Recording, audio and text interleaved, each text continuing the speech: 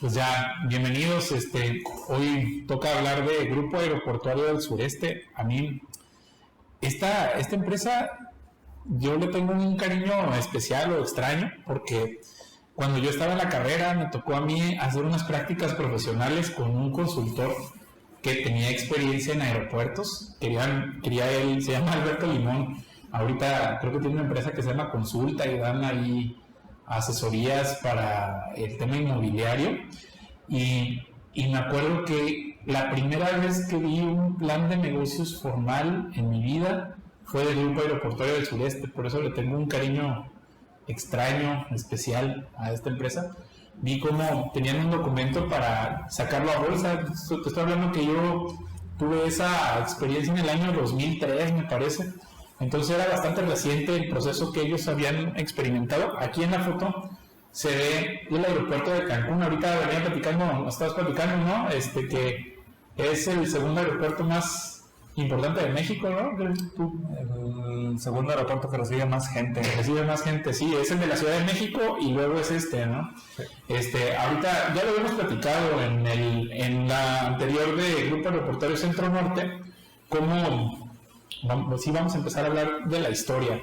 Como en el año 97, 98, con Ernesto Zedillo, el gobierno federal decidió empezar a desincorporar estos aeropuertos y hizo 4 grandes grupos. En realidad son 5, ¿no? Porque el gobierno federal se quedó con una empresa que se llama ASA, luego hizo un grupo aeroportuario de la Ciudad de México que sigue siendo a cargo del gobierno federal, que es precisamente los que se encargaron primero del aeropuerto de Texcoco y luego de cancelarlo y crear el aeropuerto de Santa Lucía.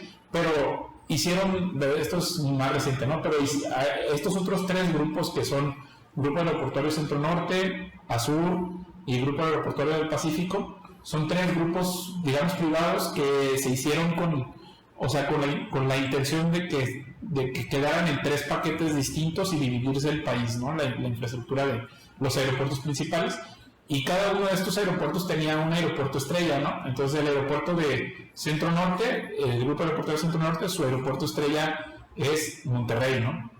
En el Grupo Azul, su aeropuerto estrella es el de Cancún, y en el de el Pacífico, el aeropuerto estrella es Guadalajara, pero también el de Tijuana, que es un aeropuerto interesante, ¿no? Entonces, aquí como ocurrió en los otros casos, les decían, bueno, las reglas es una empresa operadora y luego podía estar complementado, o sea, esa empresa operadora podías tú ser dueño de empresas extranjeras, pero tenía que haber un socio extranjero mexicano, ¿no? Digo, un socio estratégico mexicano, ¿no? Entonces, en este caso, cuando hicieron esta empresa, la empresa operadora se llamaba ITA, y la empresa ITA estaba siendo propietaria de una empresa que se llama Cintra, que es una constructora española, una empresa que se llama Vinci o Vinci, que es francesa, una empresa operadora, digamos, como estratégica, que era Copenhagen Airports, y estaba Nacional Financiera, ¿no? Entonces, este proceso no tiene muchos conflictos, la historia es bastante o relativamente sencilla. El que aquí ponemos como fundador de Azur, que en realidad no es el fundador porque él llegó en el año 2004, es este señor Fernando Chico Pardo. Un poco es interesante hablar de él porque él es un financiero, ¿no? Que en el año, digamos, como en el año 89, a los 37 años, funda una empresa que se llama Acciones y Asesoría Bursátil, que es una especie de casa de bolsa que luego se fusionó con la que nosotros ahora conocemos como Inverlab.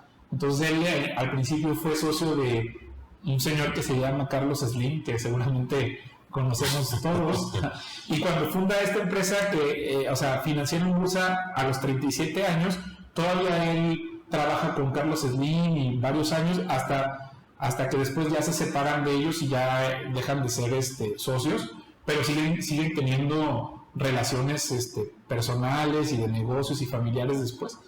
Y en el año 1997, cuando este señor tiene 45 años, funda una empresa que se llama Promecap. Es interesante esta empresa porque porque cuando la fundó tenía un capital de $500 millones y su socio es otro señor interesante que se llama George Soros, es un señor húngaro. Entonces, a través de Promecap es como él en el año 2004 se acerca a adquirir de Nacional Financiera su participación en ITA, y es donde ya se empieza a ser socio de Azur, ¿no? O sea, Azur, les puedo decir que Azur es de mis empresas mexicanas favoritas, ahorita les voy a explicar por qué, pero de las cosas que me gustan mucho de Azur es su disciplina financiera. A mí, no lo he comentado con tanto detalle aquí, pero a veces el tema de tener disciplina financiera puede convertirse en una fuente de ventaja competitiva, ¿no? O sea, que eso normalmente no se dice, ¿no? Que a veces en las escuelas de negocios y todo esto te dicen, hay un refrán que me parece hasta un engaño o una convención social que se dice que el mejor dinero o la mejor manera de administrar un dinero es usando el dinero de otros, ¿no? Pero cuando las empresas usan ese refrán como una política, luego las empresas, cuando tú ves sus balances generales, pueden ser muy, muy elevados y estar sobreapalancadas, y eso puede ir en detrimento del progreso de los negocios. Y una cosa que me gusta muchísimo de Azur es que son muy disciplinados en el tema financiero, y entonces su estructura de capital es conservadora, y eso creo que es una ventaja. Si tú pusieras como a competir Azur, GAP y Grupo Aeroportuario Centro Norte, Azur es una cosa, es una joya. A mí me gusta mucho cómo lo maneja Fernando Chico Pardo, ¿no? Entonces, un poquito la historia es que cuando ellos entran para adquirir acciones de ITA, pues adquieren una participación de Copenhagen Airports y luego otra participación de Ferrovial Aeroportuario, y finalmente esta participación de Nafin, sacando a esta empresa, la que les decía, la francesa, de la jugada. A lo mejor a los franceses ya no les interesó formar parte de la sociedad de Azur, y ya salieron de la jugada, ¿no? En el año 2005, Fernando Chico Pardo se convierte en presidente del Consejo de Administración de Azur, y para el 2012 ya fueron adquiriendo el resto de las acciones, pero luego entra un grupo que se llama ADO. No sé si ubican la canción del Tri, ¿no? La de la terminal del ADO. Tristemente. Sí, tristemente. Bueno, pues este grupo es el socio ahora actualmente de Azur, entonces están a mitades. 50% es este señor Fernando Chico Pardo, creo que sigue siendo a través de Promecap, y el otro 50% es este grupo de ADO, ¿no? Que pues a lo mejor es otra de las empresas importantes. También es muy interesante que una empresa de autobuses sea dueño de este grupo aeroportuario, porque te está hablando de gente que también está diversificándose en el negocio del transporte. Pero bueno, voy a hablar un poco más creo que el hecho de que la historia no sea tan rasposa o tan complicada nos permite hablar un poco más del modelo de negocios de un aeropuerto, ¿no? El modelo de negocio se basa en una concesión que es del gobierno federal, que eso es algo ya lo hemos platicado con el Grupo Aeroportuario Centro Norte, ¿no? Que no estás en realidad haciendo ninguna innovación tecnológica, sino que estás utilizando un espacio que el gobierno federal establece para que un pasajero atraviese, digamos, de su casa o de su trabajo o de su oficina, se desplace a este aeropuerto para tomar un vuelo, a acceder al espacio aéreo y luego aterrizar, ¿no? Entonces, la fuente de ingresos de estos aeropuertos es la tarifa que el gobierno federal te permite cobrar, ¿no? Que esa es la que se llama tarifa única aeroportuaria, o la TUA, ¿no? Ahora, antes no se ponía eso en el boleto, pero ahora cuando tú compras un boleto por Volaris o por Aeroméxico, ahí mismo te van señalando TUA, y creo que es una manera en la que las aerolíneas están diciendo: no todo lo que estás pagando depende de lo que yo te estoy cobrando, sino que hay una parte que los aeropuertos te están cobrando, y esta es la la principal fuente de ingresos de un negocio aeroportuario, ¿no? Lo que me gusta mucho de Azur a comparación de los otros aeropuertos es que una gran parte del negocio de Azur depende de los dólares que entran por el turismo extranjero, ¿no? O sea, principalmente la gente que utiliza el aeropuerto de Cancún son gente de Estados Unidos o de otras partes del mundo que quieren visitar México, que quieren específicamente visitar Cancún. Entonces, ya habíamos dicho que son negocios, monopolios regionales o monopolios locales, pero lo que compite en realidad es una ciudad con otra, ¿no? O sea, que el turista decide ir a Acapulco o decide ir a Los Cabos en lugar de ir a Cancún, ¿no? No sé qué opinan de lo que les estoy platicando.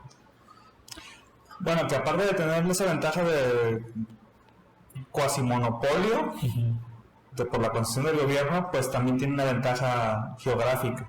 Sí, es la ventaja geográfica. Entonces, el aeropuerto de la Ciudad de México, por ejemplo, hablando de un aeropuerto que parece ser similar, no es de México, el de Puerto Vallarta, que también es turístico, ¿no? Pero no recibe la misma cantidad de turistas que Cancún. Sí, entonces les afecta mucho que, por ejemplo, se perciba que haya violencia, ¿no? Se perciba que haya, por ejemplo, el tema de la pandemia, ¿no? Que si hay otras cosas que afectan la entrada a esa ciudad, es lo que realmente les afectaría como aeropuerto, pero mientras todo sea como común, mientras sea atractivo y llegar ahí, pues en realidad es un negocio de recolectar dinero, ¿no? Que eso es lo que es muy interesante de los aeropuertos. ¿Qué es lo que ellos tienen que hacer? Presentarle al gobierno federal un plan maestro de inversiones y conservar los aeropuertos y conservar la concesión.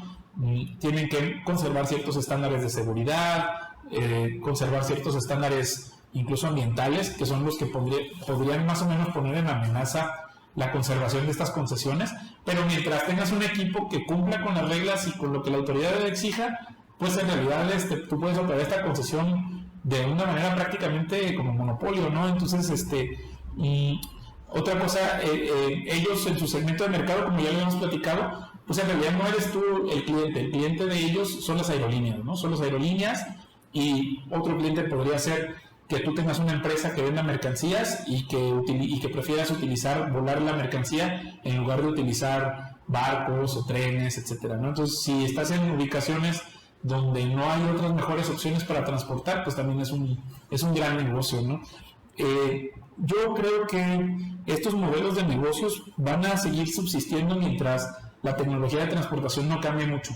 Si de repente empresas como SpaceX o Blue Origin, en sus tecnologías, porque ya ves que tienen estos puertos que están en el mar para que la tecnología, los cohetes estos viajen al espacio y regresen. Si hay un cambio tecnológico grande en la manera de transportarse, sí podría ponerse en amenaza este tipo de negocios de los aeropuertos, ¿no? Pero mientras no ocurra este cambio tecnológico radical, la gente va a seguir usando aeropuertos y va a seguir siendo muy rentable. ¿Qué cosas amenazan, por ejemplo, Azur, y se lee en su reporte, que por ejemplo el gobierno federal diga, vamos a nosotros a meter un aeropuerto en Tulum y toda la transportación se va a hacer a través de ese aeropuerto y conectar el Tren Maya y ya las personas puedan acceder a esas zonas de otras maneras? A lo mejor pudiera afectar la configuración actual de cómo ganan dinero, pero a lo mejor también puede ocurrir que mientras más personas conozcan la zona, pues prefieran utilizar los aeropuertos de Azur, ¿no? Entonces hay un tema de servicios. Otra cosa, a mí, ya vamos a hablar un poco de este negocio, a mí lo que me gusta mucho, y se puede ver aquí, si se fijan, en 2010 casi no tenían deuda con costo, su capital contable era de $1,400 millones, en los últimos 10 años creció de 1,400 a 2,000 millones de dólares su capital contable, y aunque pudiera asustar este número de crecer una deuda con costo que era casi mínima de $86 millones, a mí históricamente me ha gustado muchísimo este negocio. La razón por la que adquirieron esta deuda con costo era para adquirir unos negocios en el Caribe, ¿no? O sea, eso me gusta mucho, que a lo mejor dices, no es un negocio que desarrolla tecnología, ¿para dónde más se podrían expandir? Pues lo lógico es que compres aeropuertos de otras partes del mundo, ¿no? Y entonces eso es lo que tú vas desarrollando una capacidad de administrar aeropuertos y a lo mejor vas viendo que hay oportunidades de operar aeropuertos donde otros grupos no sean tan eficaces y tú ya hayas desarrollado ese conocimiento, porque el resto de los aeropuertos de Azur no son tan grandes, no son los de Chiapas, son los del sureste mexicano, pero ya irte ampliando a otros aeropuertos, por ejemplo, tienen unos, ahorita empezaron a controlar aeropuertos en Colombia, empezaron a controlar aeropuertos en Puerto Rico, Entonces, eso es lo que me gusta muchísimo de este negocio, que se están ampliando geográficamente y que mantienen una disciplina financiera. En realidad, si te fijas, mantener, fíjate, de activos totales de 3 mil millones de dólares, 2 mil millones de dólares financiados por tu capital contable, tienes un montón de espacio para mantenerte con estructura financiera muy rentable, ¿no? Ahora, mientras ganes en dólares, que es muy distinto al resto de los aeropuertos que ganan en pesos, estás pues prácticamente un negocio, pues, no sé si americano, pero estás operando en México con dólares, con ingresos de dólares, tienes, digamos, Estás ganando dólares y gastando pesos, ¿no? Ganando dólares, gastando pesos es lo que también me encanta de este negocio, ¿no? Ingresos totales, pues ve, incluso a pesar de la pandemia, antes de la pandemia, ya el negocio tenía ingresos de 877 millones de dólares, manejando alrededor de 55 millones de pasajeros terminales. Entonces, estos números que en apariencia son negativos, pues es porque es el año de la pandemia, pero en cuanto se recupere la normalidad, este negocio sigue siendo bastante rentable y bastante bueno, ¿no? Entonces, lo que aquí vemos como intangibles es el valor de las concesiones, y este crecimiento de valor de las concesiones es lo que les decía, normalmente es porque o la explicación de este número tan grande es por la adquisición de las participaciones en otros aeropuertos, ¿no? Entonces, la verdad es que es un gran negocio, está muy bien administrado por gente muy seria que sabe lo que está haciendo. Me gusta mucho que sean mexicanos, o sea, porque ya veremos el otro caso de GAP, donde se pensaba que los españoles iban a ser mejores para este negocio, pero aquí se demuestra que los mexicanos somos muy buenos para administrar también la infraestructura, ¿no? Entonces, pues ya eso es lo que quería comentarles de Azur, ¿no? Muchas gracias por escucharnos, no sé si tienen algún comentario. No, me parece muy interesante los aeropuertos, o sea, de las 20 empresas públicas más importantes de México, 3 son aeropuertos, ¿no? Sí, 3 son aeropuertos. Por un lado es interesante, pero por otro lado también llama la atención por qué no tenemos otro tipo de empresas, ¿no? Porque tienen que ser los aeropuertos que son concesiones de gobierno. Que son concesiones de gobierno, ¿no? Que a lo mejor es como a los mexicanos quizás nos falta más apretar un poquito las tuercas para desarrollar otro tipo de empresas, ¿no? Pero bueno, eso es lo que quería comentarles. Y bueno, si quieren conocer más de inversiones, pueden visitar nuestra página en Mina, y también si quieren saber más de capacitación, pues aquí les pongo los datos de capacitación integral, que son quienes nos están recibiendo en sus instalaciones. Muchas gracias.